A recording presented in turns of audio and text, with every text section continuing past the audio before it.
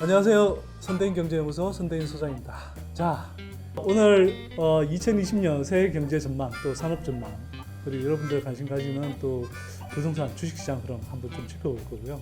또 한편으로는 그 너머에 또 한국 경제가 어떻게 흘러가야 되는지 한번 짚어보는 그런 시간 갖도록 하겠습니다. 제 옆에는 두 분 전문가 모셨는데요.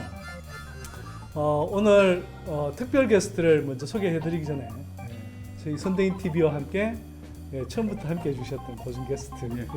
안녕하십니까. 이종우입니다. 네. 와, 박수 붙여야 자, 그 옆에는 제 오른쪽 옆에, 여러분들 보시기에 왼쪽 옆에는 홍성국 전 대우증권 사장님 나와 계십니다. 안녕하세요. 홍성국입니다. 홍 사장님, 그래도 저희 방송에는 처음 나오셨는데 간단하게 새해 인사 한번 해주시죠. 네, 여러 가지 어려운 점이 많을 텐데요. 나라 안팎을 살펴보거나 아니면 가정으로 들어와도 편하지는 않을 것 같은데요. 아마 선대인 TV에서 구현하게 많은 것들을 풀어줄 거로 생각합니다. 아무리 어려워도 계속 공부하시는 분들은 또 성공하신 분들이 있으니까 꾸준히 이 선대인 TV를 좀 아껴주시면 좋은 결과가 있지 않을까라는 생각입니다. 여러분들 오늘 올해 한 해 궁금한 내용들 저희가 이제 오늘 또 답해 드리는 시간을 갖겠습니다만 그 전에 또 두 분 전문가 모셨으니까 국내외 올해 경제 흐름이 어떻게 전개될 것인지 의견을 좀 간단히 듣고 진행을 하도록 하겠습니다. 자, 센터장님 먼저 좀 한번 올해 세계 경제 전망부터 좀 한번 짚어보면 좋을 것 같은데요. 저희가 선대인 TV에서 이제 계속 좀 이야기를 해왔다시피 미국 경제는 지금까지 좋았다. 그런데 올해부터 시작해서 좀 아무래도 이 경기가 하강하는 곡선을 좀 그릴 가능성이 높지 않느냐. 이런 이야기를 좀 하셨습니다.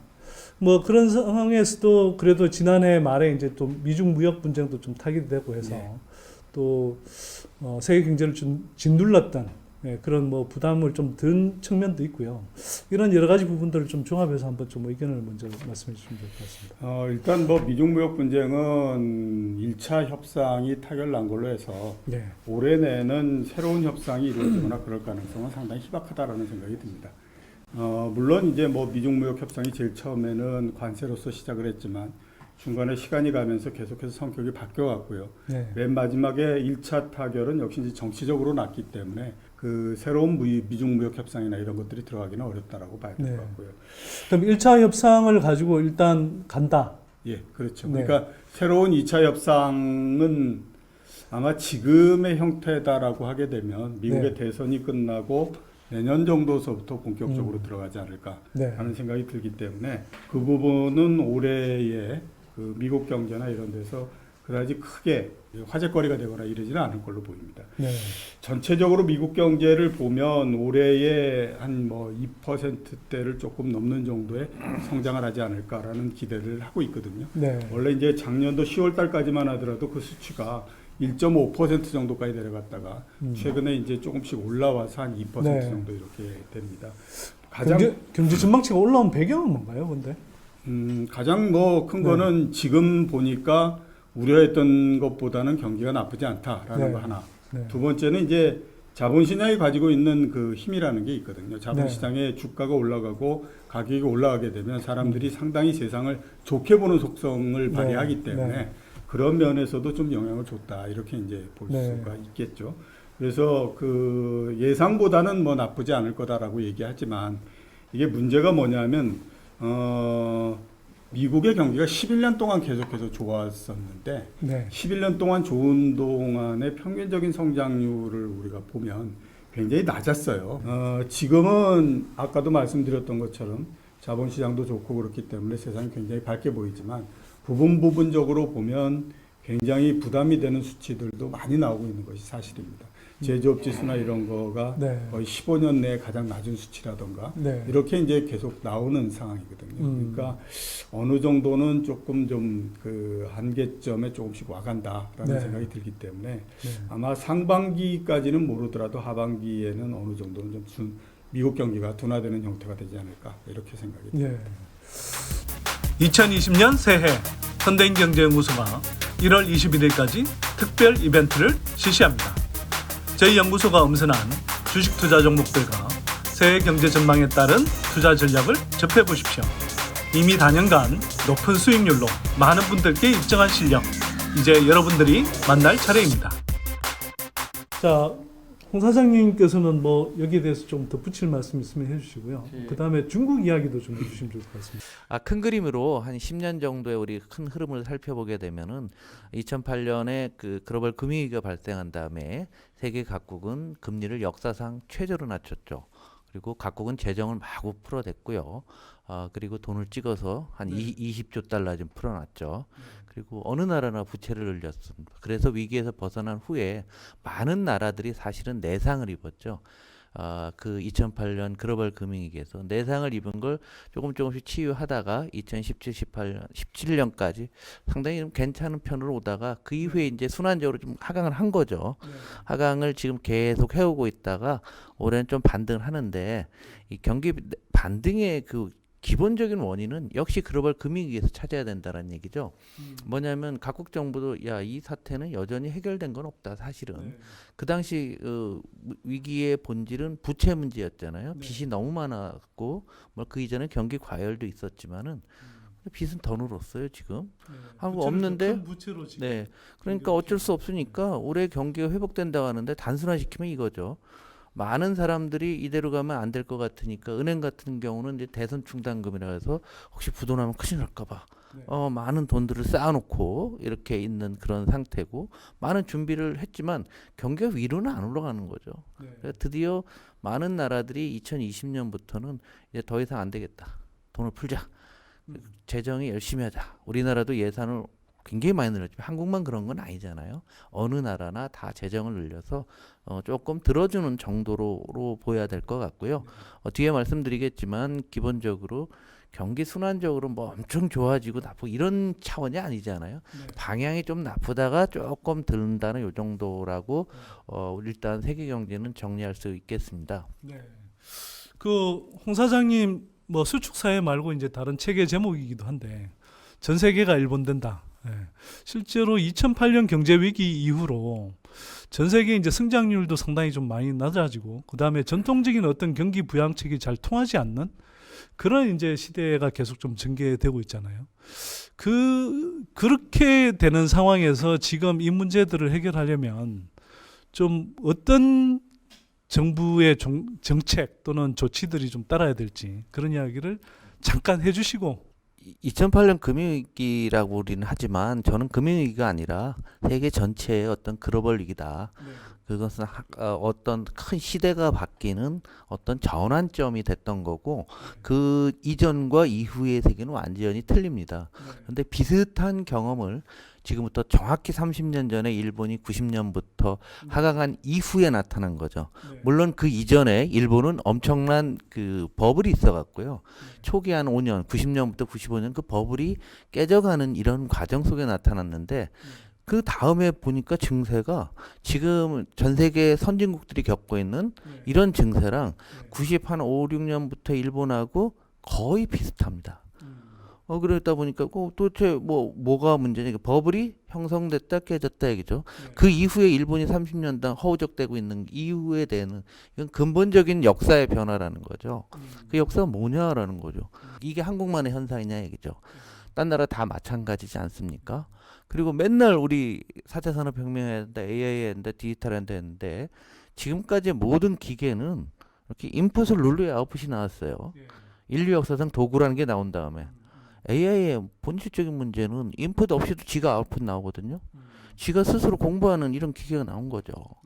이런 어마어마한 역사적인 대전환점이 있는 거예요. 그래서 각국 정부도 뭘 해야 될지를 모르는 겁니다. 솔직한 얘기로.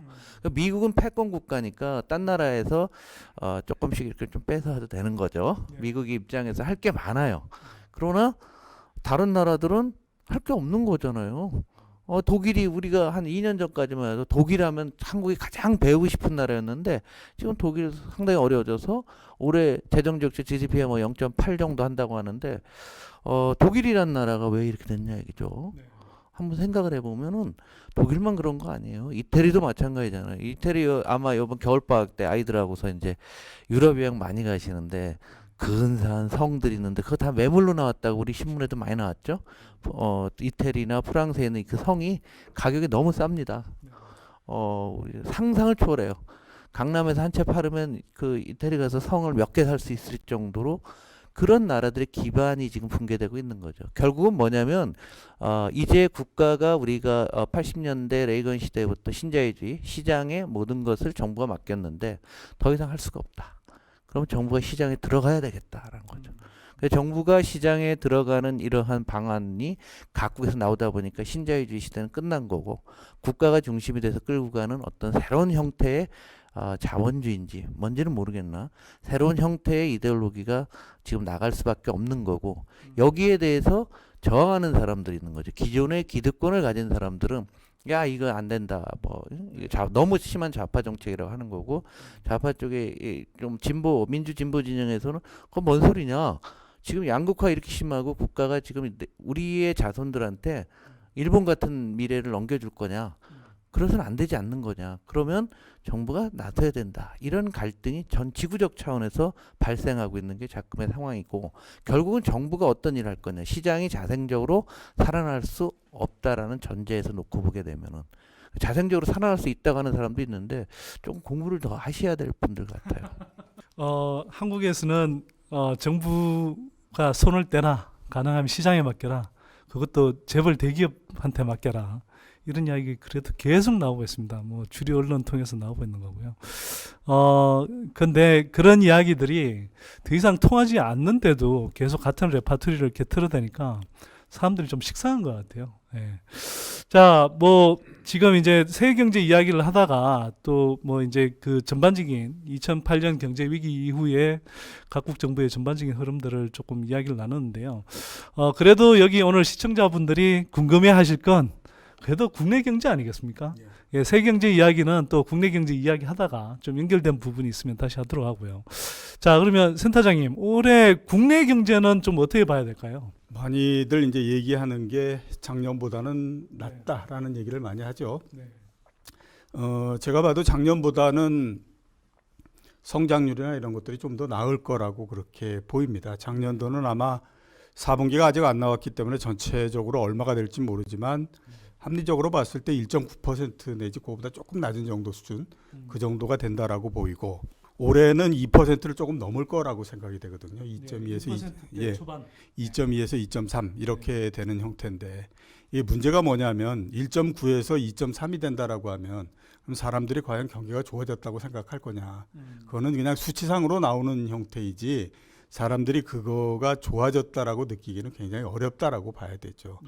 뭐 우리가 특이한 현상이고 이런 것들이 아니라 앞으로 우리나라의 경제는 거의 그런 형태일 거다라고 보시면은 맞습니다. 그러니까 뭐 올라간다고 해서 야 경기가 굉장히 좋아졌어.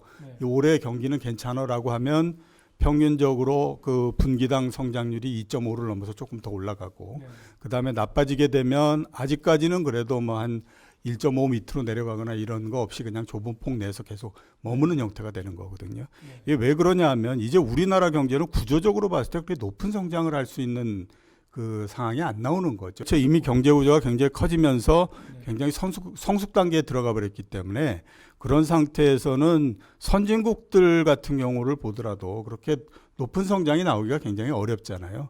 근데 우리만 거기에서 빠져서 그 새로운 어떤 다른 모양을 만들 수 있을 거다 이렇게 보기는 굉장히 어렵습니다. 그렇기 때문에 제가 봤을 때 올해 우리나라 경제는 작년보다는 틀림없이 성장률이나 이런 게 높을 텐데 시간이 지나면서 경제 모양이 도대체 어떤 형태가 될 것이냐 하는 것들에 대해서 많은 얘기들이 있을 텐데 왜 우리가 외환위기 지나고 나서 많이들 얘기했던 게 알파벳으로 많이 얘기했었잖아요. L자형이 될 거냐, 무슨 뭐 U자형이 될 거냐, V자형이 될 거냐, 루트형이 될 거냐 뭐 이런 얘기를 많이 하고 그랬는데 이제서부터는 이제 우리가 그냥 옆으로 쭉 이렇게 깔려가는 것이 정상이다. 이렇게 봐야 되기 때문에 대체적으로 국내 경제는 그런 정도의 형태가 아닐까라는 생각이 듭니다. 뭐 전반적으로 큰 흐름에서는 이제 우리가 고성장, 중성장기를 지나서 이제 저성장 시대가 뭐 고착화되고 있다. 이건 뭐 웬만한 분들, 이건 뭐 좌우, 진보, 보수 뭐 떠나서 대부분의 경제 전문가들이 아마 동의하는 내용일 텐데요. 자, 근데 뭐 어쨌거나 그래도 단기적으로 좀 보자면 지난해 경우에는 한국 경제가 여러모로 좀 어려울 수 있는 여러 가지 상황들이 겹쳤었습니다.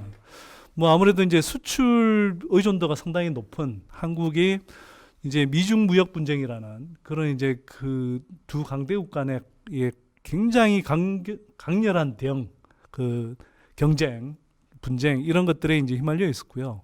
또 중반에는 우리가 또 일본이 한국이 이제 뭐 수출 규제도 또 한다 그래서 또 그 여파가 상당히 뭐 이 경제 자체보다는 심리적으로 굉장히 좀 위축시키지 않았습니까? 또 거기에 대해서 이제 전반적으로 한국 경제를 이끌어가는 또 산업의 이제 최대, 그러니까 한국의 최대 산업이라고 할 수 있는 반도체 산업이 이제 하강 사이클을 이제 그렸었고요.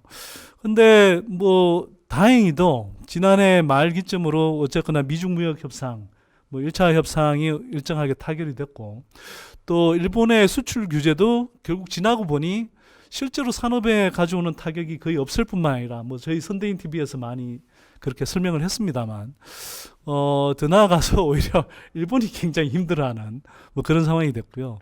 또 올해는 뭐 상반기까지는 좀 어렵다 하더라도 하반기에는 이제 반도체 경기가 그래도 일정하게 회복되지 않겠느냐 뭐 이런 이제 좀 전망들이 나오고 있어서 지난해보다는 그래도 전반적으로 좀 사정이 좋아지는 것 아니냐 이런 이제 좀 전망이 가능할 것 같은데요. 홍 사장님 좀 예. 전체적인 모습에 한국의 성장률이 높아질 수 어려운 것은 너무도 당연한 거죠. 예. 그런데 우리가 한번 생각해 봐야 될 게 뭐냐면 우리 산업 포트폴리오 얘기를 안 합니다. 대부분의 분들이 우리나라는 초기에 이제 수입 대체 뭐 가발, 섬유 이런 거 수출하다가 사실은 IMF 외환위기 근방에서부터 한국에 축적된 소재, 네. 철강, 화학, 정유, 그다음에 산업재, 기계조선, 건설, 운송, 네. 자동차, IT 네 개 인더스트리가 한국 경제를 다 잡고 있는 거거든요. 네. 근데 이게 기본적으로 전 세계적인 공급과잉이고 중국이 가장 많이 투자한 거예요. 그래서 중국이랑 겹치는 거죠. 네. 그래서 한국이 성장하기 어려운 본질적인 이유가 거기 있는 거거든요. 그래서 2018년하고 19년 2년 동안 제조업의 생산 캐파가 우리 경제개발 시작한 지 이제 60년이 됐는데 줄었어요. 마이너스가. 캐파가 줄었기 때문에 성장이 있을 수가 없는 거예요. 기본적으로. 그러면 새로운 산업이 떠받치든지 우리 경제가 대구조 전환을 해야 되는 거예요. 네. 그래서 우리 한국 경제에서 이 부분을 한번 꼭 선재님 TV에서 강조하고 싶고요. 또 하나 중요한 거 지금 선생님도 그런 말씀하셨는데 해외와 국내를 자꾸 분리하려고 합니다. 네. 아 해외는 이러니까 그건 그렇고 그래서 한국은 어떻습니까? 이런 시각들을 굉장히 많이 갖고 있는데 굉장히 잘못된 시각이에요. 아니 분리하려는 건 아니에요. 아니 그런데 우리나라 경제는요. 선진국 경제, 세계 경제에 한 80% 정도 노출돼 있어요. 네. 이 부분을 우리들 오해해야 합니다. 그래서 많은 어르신들은 이런 말이에요. 야, 옛날에는 말이야. 우리 그 세계 경기가 마이너스가 나와도 한국은 항상 고성장했는데 지금 뭐가 잘못돼 갖고 세계 평균보다 더 나쁘다. 뭐 이런 말씀하는데 평균보다 안 나쁘잖아요. 그러니까 그거는 그때 말씀하는 건 1인당 국민 소득이 한 3, 4천 불 가던 그 감각으로 얘기를 하는 거죠. 그러니까 우리는 지금 세계에 완전히 노출되어 있기 때문에 그런 얘기를 해서는 안 된다는 거예요. 그래서 우리 경제에 대해 바라보는 본질조차도 논쟁이 잘못된 형태로 최근에 진행되고 있는 게 정말 안타깝게 느껴집니다. 그래서 세계 경기 좀 나아지고 한국의 입장에서는 그러면은 산업별로 들어가서 한번 잘 짚어보는 게 핵심이다. 그래서 올해 산업에서 잠깐 제가 말씀을 드리면 소재 산업재 같은데 소재는 철강 화학 정유고 산업재 기계조선 건설 운송 이런 산업들인데 이런 산업이 전 세계 공급과인데 우리만 어려웠던 건 아니죠. 중국도 무지 어려웠고요. 딴 나라들도 어려웠습니다. 딴 나라는 별 산업이 없어요. 결국 한국 중국인데 중국이 구조조정 많이 했거든요. 네. 거기서는 일자리 없애고 뭐 공장 문 닫고 뭐 한 거죠. 그러니까 우리가 이거 버틴 거죠. 한국도 조선회사가 한 30개 가다가 지금 뭐 실질적으로 한 대여섯 개밖에 안 되잖아요. 네. 우리도 그런 걸 아픔을 겪었고 중국도 겪다 보니까 우리 그런 얘기 했잖아요. IMF 때 결국 살아남은 사람이 제일 강한 거라고. 그래갖고 지금 살펴보면 우리나라의 그 소재 산업재에서 버텨봤더니 똘똘한 애들이 살아남더라 이거죠. 철강에서 포스코는 더 강해졌고요. 왜? 네. 대신 중국의 경쟁사들은 굉장히 부실화됐죠. 조선에서 요즘 뭐 수주가 는다고 하는데 중국 조선사들 굉장히 경쟁력이 진짜 취약했었잖아요. 그러다가 IMO 저기 2020 해갖고 친환경 규제 안 되니까 LNG 수요 팍 늘게 되니까 살아있던 우리나라 경제가 나아지고 그래서 2020년 경제에도 잘 보면 우리가 흔히 얘기하는 중후장대형 산업에서 우리가 생존하다 보니까 어느 정도 이제는 살아갈 생존하고 앞으로 성장을 할 만한 회사들은 이제 남아 있는 거고. 그러니까 국내 경제가 양극단으로 돼요. 두 번째는 중소기업 중이나 이 분위기 뭐를 잘못하고 제대로 적응을 못한 회사는 안타깝겠지만 올해 성장률이 작년보다 좋아져도 저는 부도가 무진장 날 거로 봅니다. 올해. 올해 부도가 많이 예, 예. 왜냐하면 이게 이제 산업이 4차 산업혁명으로 전환되는 이런 측면이 있고 10년간 뭘 했는데 그 해당 산업에서 본인들이 생존력을 확보하지 못했을 경우에는 이제부터 시작이 될 가능성이 상당히 있다라는 얘기죠. 그래서 이렇게 놓고 보면은 주요 중후장대형 산업들이 그 한 10년간 엄청난 고생을 하고 체력을 강화해 갖고 조금 살아나고 그다음에 IT 같은 경우는 한국이 사실은 소재가 좀 약하지 부품이나 장비들은 많이 따라왔습니다. 일본에서. 그러니까 무역수지 적자를 놓고 보게 되면 소재는 뭐 그런 대로 항상 적자였는데 부품이 굉장히 빨리 넘어왔거든요. 그래서 그런 상태에서 잘 생각을 한번 해보면 앞으로 미래 성장 동력이 뭐라고 합니까? 뭐 지난주에 CES가 아주 다녀오신 분들 뭐 페이스북에 난리가 나고 뭐 다 경쟁적으로 사진 찍어놓고 그러는데 잘 생각을 해보게 되면은 앞으로 된다는 거 AI, 빅데이터, 클라우드 뭐 이런 것들 전부 합치면 반도체 덩어리거든요. 그럼 이번에 작년에 왜 반도체가 꺾었습니까? 그 전에 2018년, 17년에 너무 많이 투자를 해놨거든요. 그럼에도 불구하고 새로운 수요가 나오니까 빅데이터 하려면 그 반도체가 있어야 되는 거고 클라우드가 뭔데 반도체 갖고서 공장 하나 꽉 채우는 게 클라우드 아니에요? 다 AI도 뭐 다 반도체가 들어가니까 그래서 우리 스스로 너무 자기 비하들 하고 있는 것 같아요. 그래서 올해 경제가 이런 거죠. 역사적인 대전환을 파악하지 못하고 적응하지 못한 회사들은 굉장히 어려워질 수가 있고 반면에 생존하고 이런 회사들은 나갈 수 있다. 그러니까 잘 생각을 한번 해보면 우리나라 바이오도 아시아권에서는 뭐 미국 제외하고서 아시아권에서는 한국이 상당히 앞서 있어요.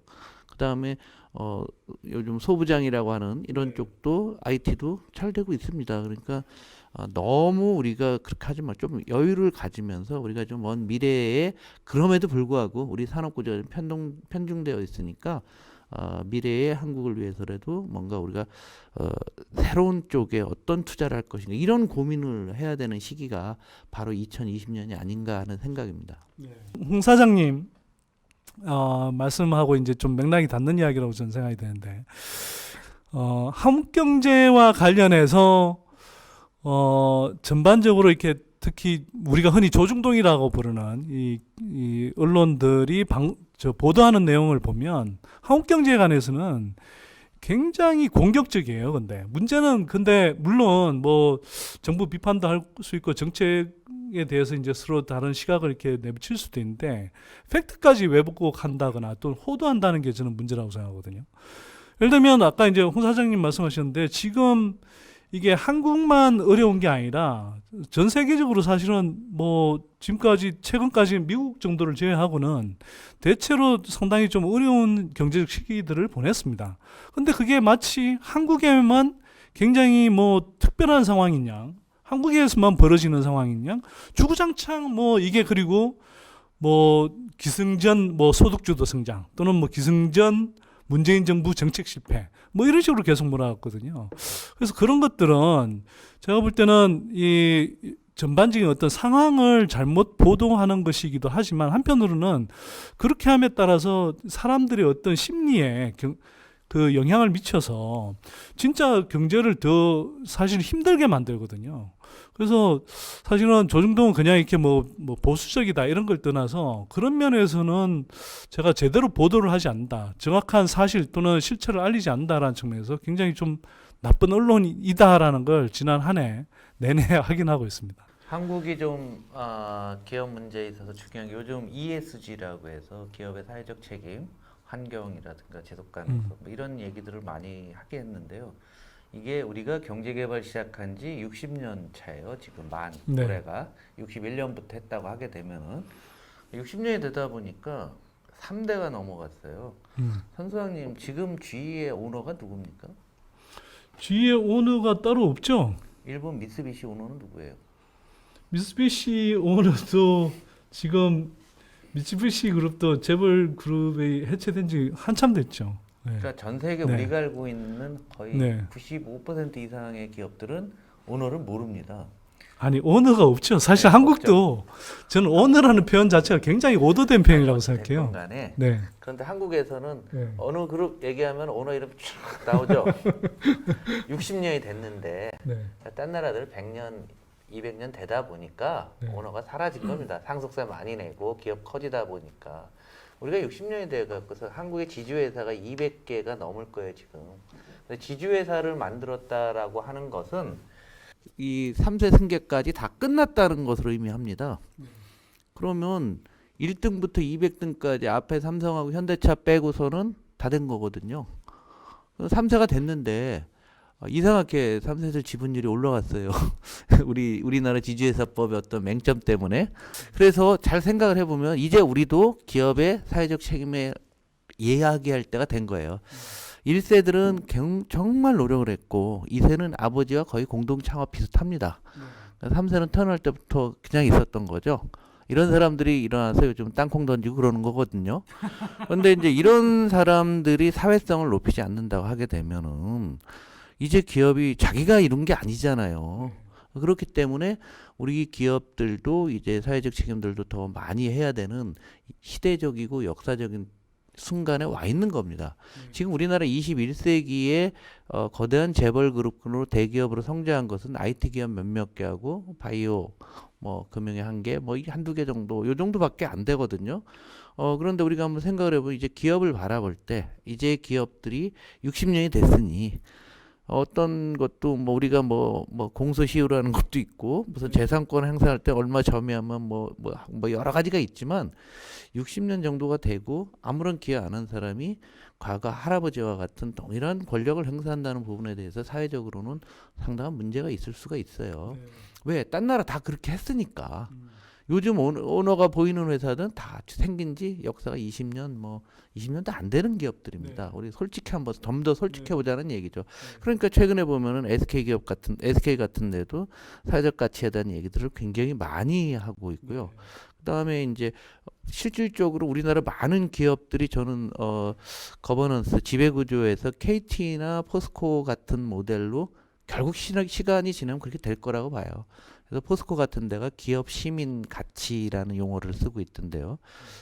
포스코 오너 누군데 정부 지분 없잖아요. 없음에도 불구하고 그러다 보니까 우리나라 기업들도 우리 경제에 대해서 우리 사회에 대해서 이제는 과거에 그냥 하던 거에서 이제는 그것을 경영하는 사람들이 사회의 관계를 더 생각하는 아주 중요한 중대한 기로에 서 있는 그런 상황이다라는 얘기죠. 그래서 이게 우리가 이런 기업들의 상황을 놓고 보면서 한번 잘 살펴봐야 되는 겁니다. 하여튼 두 분 좋은 말씀 해주셨는데요. 자, 저희는 여기서 물러가겠습니다. 다음 이 시간에 또 뵙도록 하겠습니다. 고맙습니다. 감사합니다.